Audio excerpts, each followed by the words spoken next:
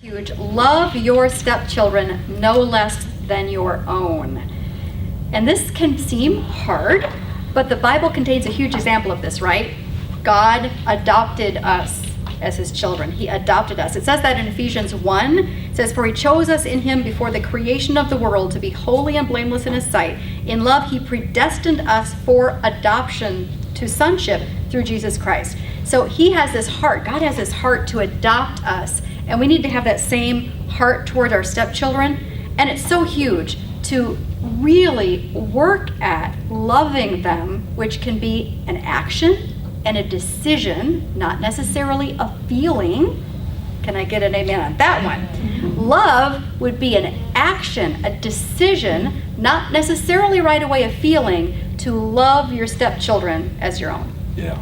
Avoid criticizing and fault-finding your stepchildren. It's so easy to always find and see the not so good in somebody, isn't it? Oh, yeah. You know, I can pick that out and point that out, okay? One of the biggest mistakes a step-parent can make, a mistake that will kill the second marriage, is criticizing the stepchild and pointing out his or her flaws. So true. I mean, it does not work. I know when Debbie and I were married, her children, a boy and a girl, they were teenagers, they were in high school, and or getting close to getting out of high school, but they had their ways of doing things, and even though they said, "Hey, we like you, Raul, you're pretty cool," and so on and so I think they forth. called him our dog. Yeah, They did. I forgot all about that. They That's did, right, our our dog. dog. Yeah. Anyway, but Sorry, it just came to me. See, humor. Humor is good. It's very bonding. We have a bond about our dog. anyway, so it was difficult, especially with my stepson, to be able to get across so he understood where I was coming from. Because my son, after all, he didn't always do what I wanted him to do, but I could speak to him and say certain things and he would eventually get it. My stepson didn't work that way, okay? And all it did was create a wedge Yeah. right between us, okay? Where all of a sudden he I don't want any part of him at one time, and he didn't want any part of me. And all that did is destroy what was going on here. It was really starting to work on it, you know? And that's what the enemy wants. Mm-hmm. He wants me to be upset with her children so that I can sit back and go, "Oh, if you only knew what your kids are doing," etc. Now I'm going to start telling her what to do and how to do it with her kids. No, it's not important. It's not that important. This will only drive a wedge between you and your new spouse because they will feel like you're attacking their child. There is no need to point out flaws.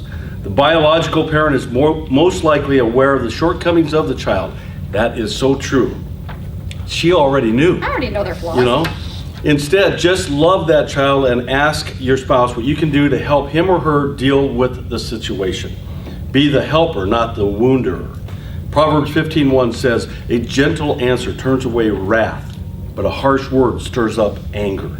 This is such a huge one. I Yeah. think this is one of the biggest things with blended families and step parenting is you cannot be pointing out faults of the stepchildren. It's gonna drive a huge wedge in your marriage. The other parent is gonna start to really resent you that you're attacking their child. Not a good scenario. But this is where it's really important that your communication with your spouse is, you're right on top of it. So, A, talk with your spouse ahead of time about expectations for behavior, rules, and consequences if the rules are broken. Rules. Rules. Agree with your spouse on this ahead of time before you have the kids there, okay? It's so important that you do that. Then sit down together with the kids and explain the rules and consequences with no distractions. Turn off the TV, shut off the Xbox or whatever it is, or just say, "Hey, we need you guys all inclusive here," whatever that might be. Yeah, whatever it takes. If they love Rocky Road ice cream, say, "Hey, we'll bring out the Rocky Road ice cream after we're done, if you guys are all quiet," okay? I always like to throw a little carrot out there. Make sure that both parents indicate their agreement on this. So when you start talking about it, you need to let them know that, "No, your mom and I are both in agreement about this. We prayed about it, we talked about it, and this is what we believe needs to take place."